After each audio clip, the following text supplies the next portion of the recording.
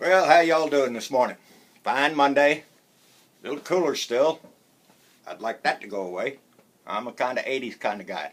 80s in the temperatures. Anyway, well, it's a new day and a new Republican. Yesterday we talked about Mr. Marshall.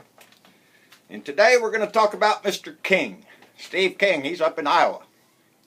And he evidently tweeted out a little, they love their tweets. He tweeted out a little something that said you can't restore civilization with somebody else's babies. That's what he said. Can't restore civilization without somebody else's babies. First off, I want to tell you, fess up to you, I'm not a college graduate. Came out of school and went in the military. The military gave me some training and they gave me a lot of school. Went to work for the Army for a while. Army saw fit to send me to the Army Management College up in Rock Island, Illinois for a while. Learn a little stuff. But you don't have to be a college graduate or real smart to know where the birthplace of civilization is. Where did civilization come from? As a civilized people around the world, it wasn't the United States, you moron. No. Civilization was born over in the Middle East and down in Africa. Civilization, the Greeks gave us civilization. You think the United States did that? Boy, you better go back to school. Talking about we can't restore civilization with somebody else's babies. Whose babies was he talking about there, buddy? Huh? Brown babies? Black babies? Asian? You know, all them other babies except white? That's what I got out of your statement there, buddy. I didn't want to believe that shit, because that's what it is. But I went and did some checking. Best I can. And I seen some other stuff there. I seen where, I think it was 2009. Y'all check me on that year. There was a bill put through Congress. And it was to recognize the contribution of slave labor in this country that built this country. You know, slave labor. Those immigrants that Ben Carson was talking about. You know, those guys. We're going to recognize them. And they should be. Guess who was the only senator that voted no on that bill? Yep, Mr. King. Voted no. The only vote no. Hell, even senators in the South voted yes. But not Mr. King. Nope. He's going to hold his values up for all of us to see. So we took a look. I don't like what I saw. He's another one you got to get out. I'm not going to pick on every Republican in every state. That's not what this is about. But we need those senators in those states to stand up when an idiot says crap like that. There should be another senator right next door going, oh, wait a minute. What babies are you talking about? Maybe that conversation would start a little something up in his little pea brain. It gets it through his head that maybe white babies ain't the only ones who ever made a contribution to civilization. You idiot. Where do you think the Olympics came from? The Greek language. You know, I think I wrote it. I don't know if I wrote it or said it. There's a guy down here in Texas, Kinky Friedman. I like that guy. Voted for him one time. Got a poster of him right over there on my wall when he was running. When he was running for governor down here in Texas. A lot of people laughed at him, but I liked him. He gave a definition of politics one time, and he said politics was made up of two words. Poly, the Greek word for many, a lot of them, and ticks, blood-sucking parasites. There you go, buddy. Politics. That's stuck in my head ever since the day I heard that man say that. The Greek word meaning many, and ticks, blood-sucking parasites. But there you go. Greek language. That's what gave us our language. That's what all great books, Plato, all that stuff. No, we've advanced civilization a whole lot in our country, but we're not the ones that formed it. We're not the ones that invented it. And it doesn't take the United States to restore it once y'all blow the shit out of it. And we're trying to stop you from doing that. I don't want to start this stuff over. Are you kidding me? Wasn't that hard? I mean, it was very hard, I'm sorry, to build us where we are now. You know, even using those slave labor that you don't think deserve recognition.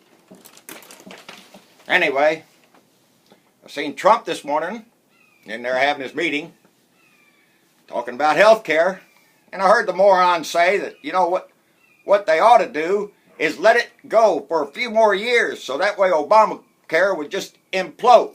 It would just explode with hatred. So the best thing they could do is just let it go a few years and let everybody hate it, because if they end it now, and this is what he said, everybody's going to, in a year, we loved Obamacare. Where's my Obamacare? Because I love my Obamacare. That's what they're going to say.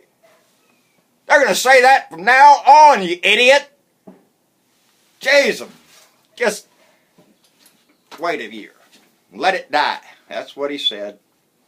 String people out because the cost of health care is going to go up. Why do you think that is? Huh? Obamacare? I don't think so. Greed. A lot of that. You want to put health care down, like I told you all the other day, them CEOs of them companies and all the board and all the high vice presidents and all that stuff who makes hundreds and thousands, if not millions a year in a salary, maybe they ought to take a pay cut like the rest of it out here have done. Our dollars don't go as far as your dollars, because you got a lot more dollars and you don't give a shit. We do. Let it. Y'all start questioning why the cost of health care is going up, and don't point to Obama. Jesus, you're going to be pointing. That's what it is, you know. He doesn't want anybody 2 years from now or 3 years from now saying, oh, Obamacare was great, because the glory's not his. He's not going to get anywhere with Trump care, and Trump care is not going to, in the end, we all know what Trump care is going to mean. A pile of crap. That's what it's going to mean. So he's more worried about, as usual, self-glorification, what he's going to look like. But I seen him sitting there reading a statement this morning, and I was sitting there thinking, I was listening to him, but I was sitting there thinking to myself, everything that man says that he's trying to make a point on, he is reading somebody else's words. You can tell it by the way he looks at the paper and reads it. I got a board down here with words on it, remind me what I got to say. I don't have a whole script written down here where I'm going to have to go, well, today the weather is cloudy. Are you shitting me? You ain't got a thought in your head you can spell out because of something that you actually believe in and care about and it's in your heart? That's why people talk when they're talking about things they care about and things that mean something to them. They can speak without reading a piece of paper for 15 minutes. And that's how come you can tell he's not the one in charge. He's the figurehead, the one that wants the glory and the spotlight on him. That's all Trump is ever concerned with, the spotlight on him. This state business, that's just stuff them other people are going to work out. Give me a piece of paper and I'll read it. That's what he does. Well, he didn't go to Mar-a-Lago this weekend, but he was out playing golf. And I remember when he was on the campaign trail, I won't be playing no golf. I'll be working for the American people. Y'all remember him saying that? Guess he's out there on the golf course trying to figure out some plan for ISIS or some shit. He's out on the damn golf course every time he turns around. So all that crap he said during the... Well, we know all the crap he said during the campaign. And he's still continuing to say crap every day. But now he's being joined by other Republican congressmen who want to make an idiot out of themselves every day. Y'all need to get your stuff together. Or as we used to say, get your shit together. Because y'all are just losing it. Y'all come out every day and make stupid statements about stuff that you ought to just keep your mouth shut. If you don't know where civilization was born, maybe you shouldn't be talking about babies. Because our country was made up of brown babies, black babies, Asian babies, red babies, brown babies, lots of them. But those are the ones that upset you. Those are the ones you don't want here. Yeah, well, our civilization needs them. The world needs all of us. And I don't know why that is so hard for some of y'all to understand. It's not like y'all have not shown compassion before. This is a benevolent country. That's what I was brought up. That's what I believe. You know, one of them courses I took up there at the Army Management College, I remember this course. Where you are now is where you were when. And it talked about we all have our values set when we're about 10 years old. By the time you're 10, what you feel in your heart, and you know what's right and what's wrong, and the good and the bad, that's all usually set by age 10. Well, when I was 10, or around that age, there was a great man in the White House that influenced my life tremendously. John F. Kennedy, Navy man. Well, go figure. My dad Navy, I'm Navy. Navy man. But I'll never forget when I was a child, that was the first time a politician ever said anything to me that sunk into my head.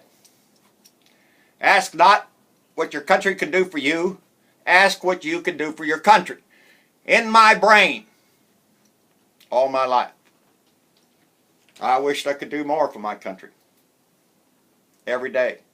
I feel like maybe this little rant is trying to do something for my country. But for old Donald Trump, Kennedy also said that no president, ever, no president, should fear the press. Because why would you fear the press? Why would you fear what a journalist writes? Unless it's crap. And you're providing it with your little... I think Kellyanne Conway did something about insinuating that, you know, ever since that CIA WikiLeaks, you know, they can get to you through your TV, your washing machine, your vacuum cleaner. They're letting you know that to scare you some more. I don't think the CIA is listening in on my TV, because they just probably hear a lot of cussing. I don't have one of them robot vacuum cleaners, so I don't have to worry about that. But she insinuated a little something, so, you know, maybe Obama had it all going. Y'all get off that crap. If that man, Trump, ain't a man enough to stand up on his own 2 feet and act like a man, don't y'all just sit there and point your finger at Obama for it. No, no, no, no, no. Obama didn't do anything to him, and Obama tried to help him best he can when he transitioned. And all now Donald Trump can do is, oh, that black man, he hates me. Black man over there, he's trying to destroy me. Yeah, kiss my butt, you little weasel. Anyway, getting a little long-winded. Guess I better shut her down and take care of the rest of the stuff. Mama's going to get after me if I don't do it. A lot of reading on them comments and a lot of messages. Appreciate every one of them. Like, share, and subscribe. A blue dot in Texas. And to the blue dots all over this place. Somebody suggested something about we have some interaction. Maybe have some videos from y'all coming to me, and I'll post them up there. We're going to work on something like that. Because your voices is what I'm trying to convey. And they get tired of looking at this old face. And by the way, real quick one, if anybody don't know me, most folks around this part usually only saw me with a mustache. Never had a beard before. How you like that? I just didn't shave the day after the election. Because I was pissed. And I really didn't care what I looked like. So this is how long it's been since the election. Mama says she likes it now, so I think I'll keep it. Anyway, y'all have a good day. Watch the news, stay informed, give them hell for making ignorant statements and stuff like that. Y'all take care of my blue dots around the world. England, France, New Zealand, Australia, the Philippines, and many, many more. Y'all warm my heart, what can I say? Y'all take it easy. We'll see y'all later. Bye.